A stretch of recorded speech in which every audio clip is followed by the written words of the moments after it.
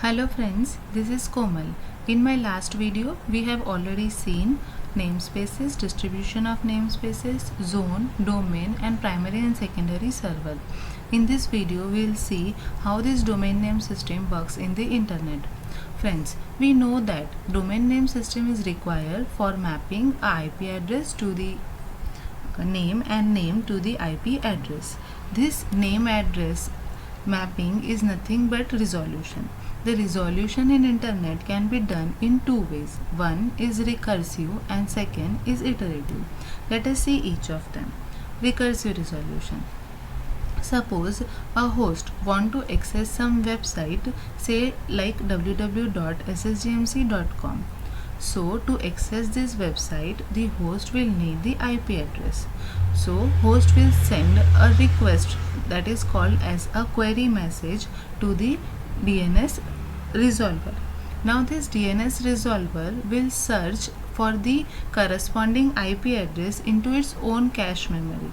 If it finds the IP address into its cache memory, it will send back a response containing the IP address back to the host. This process is called as caching. Friends, caching is possible only when the host has accessed the website earlier also.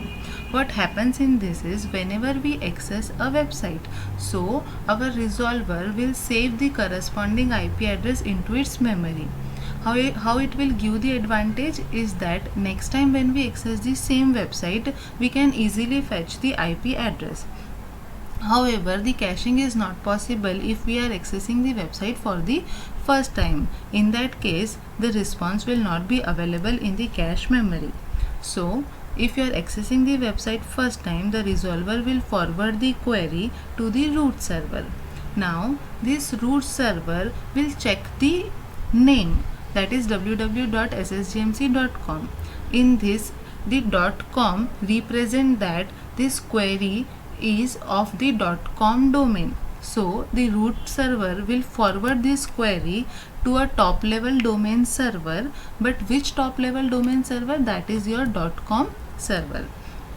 Now when this query reaches the .com server, the .com server exactly knows which server is having the IP address. So it will forward the query to that particular server, which is called as authoritative server. This authoritative server is the one which is having the actual table containing the mapping of names and IP address. So the authoritative server will check the name, will find out the corresponding IP address and will send back the response to the top level domain server.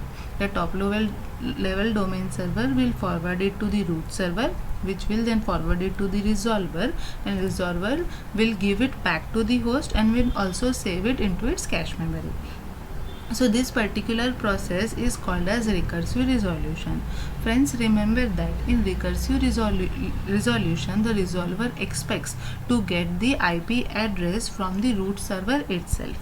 Now let us see the next, that is iterative resolution. So again, say we are having a host that wants to access a website. So the host will send the query to the resolver. Again the resolver will first check its cache memory, and if suppose it finds the IP address, it will send back the response. The process is called as caching, as we already discussed. So friends, caching is possible in both in recursive as well as iterative. However, if it does not find the response into its cache memory, then it will forward the query to the root server. Now this root server, what it will do, it will check again the name and it will find that it contains .com. So in this case, root server, in spite of forwarding this message to the top level domain server, will send back the address of top level domain server to the resolver. Now resolver itself have to contact the TLD server. So to contact the TLD server, obviously it will require the address of TLD server. So resolver is having the address of TLD server that it obtained from the root server. So resolver will now send the query to the TLD server, that is .com server in this case.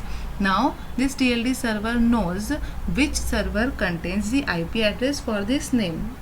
Again, this TLD server, in spite of itself contacting the authoritative server, it will send the address of the authoritative server.